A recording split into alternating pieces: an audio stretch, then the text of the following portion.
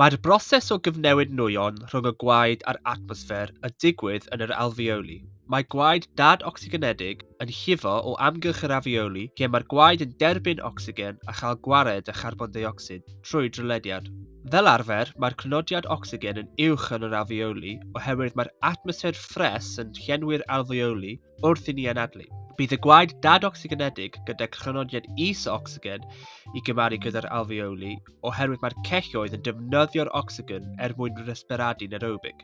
Sylweddolwch mae'r celloedd yn cynhyrchu carbon deuocsid, felly mae'r gwaed gyda chrynodiad uwch o carbon deuocsid i gymaru gyda'r alfeoli. Bydd angen i chi gallu laberu'r alfeoli. Gelwir y tiwbyn sydd yn rhedeg i mewn i'r alfeoli'r y bronchiolyn. Yn amgylchynu'r alfeolus yw'r lenyn llaeth yr alfeolus. Mae'r capillariau yn amgylchynu'r alfeolus. Mae gan capillariau waliau sydd dim ond wedi creu o haen o un gell.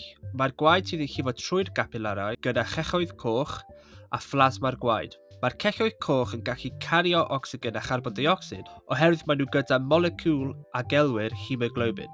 Mae canran bach o'r carbon deuocsid yn hydoddi yn blasma'r gwaed hefyd. Ar ddiagram, bydd angen i chi gallu rhoi seithau i ddangos pa gyfeiriad mae'r ocsigen a charbon deuocsid yn treledu. Cofiwch mae'r ocsigen yn tredu i mewn i'r gwaed ac mae carbon deuocsid yn tredu i mewn i'r alfeoli. Mae'r corff angen i gyfnewid nwyon yn effeithlon. Mae'r alfeoli wedi addasu i allu cwblhau hyn.